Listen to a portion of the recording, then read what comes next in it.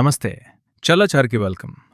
Psychology ప్రకారం మనిషి ఎప్పుడైతే రియాలిటీని ఫేస్ చేయలేకపోతాడో అప్పుడు మ్యూజిక్ ని ఒక ఇమోషనల్ షెల్టర్ లాగా వాడుకుంటాడు. ఎప్పుడైనా గమనించారా? మనం ఎక్కువగా స్ట్రెస్ లో ఉన్నప్పుడు, లైఫ్ హెవీగా అనిపించినప్పుడు వెంటనే ఇయర్ ఫోన్స్ పెట్టుకొని ప్రపంచానికి దూరంగా వెళ్ళిపోతాం. ఎందుకంటే అక్కడ ఎవ్వరూ మనల్ని జడ్జ్ చేయరు, ఎవ్వరూ ప్రశ్నించరు. నువ్వు వాల్యూమ్ పెంచినప్పుడు కేవలం ఫోన్ లో సౌండ్ పెరగట్లేదు, నీ చుట్టూ ఉన్న నాయిస్, ఆ ప్రాబ్లమ్స్, ఆ ఎక్స్పెక్టేషన్స్ అన్నీ మ్యూట్ అయిపోతున్నాయి. ఆ క్షణంలో ఆ పాట ఒక్కటే నీ ప్రపంచం. మనం హ్యాపీగా ఉన్నప్పుడు ట్యూన్ ఎంజాయ్ చేస్తాం, కానీ డీప్ గా హర్ట్ అయినప్పుడు లిరిక్స్ ని ఫీల్ అవుతాం. ఎందుకంటే మనం ఆ లిరిక్స్ లో పాటని కాదు, మన సొంత స్టోరీని వెతుక్కుంటాం. ఎవరికీ చెప్పుకోలేని బాధ ఆ పాటలో వినపడగానే అమ్మో నన్ను ఎవరో పూర్తిగా అర్థం చేసుకున్నారు అనే చిన్న రిలీఫ్ వస్తుంది.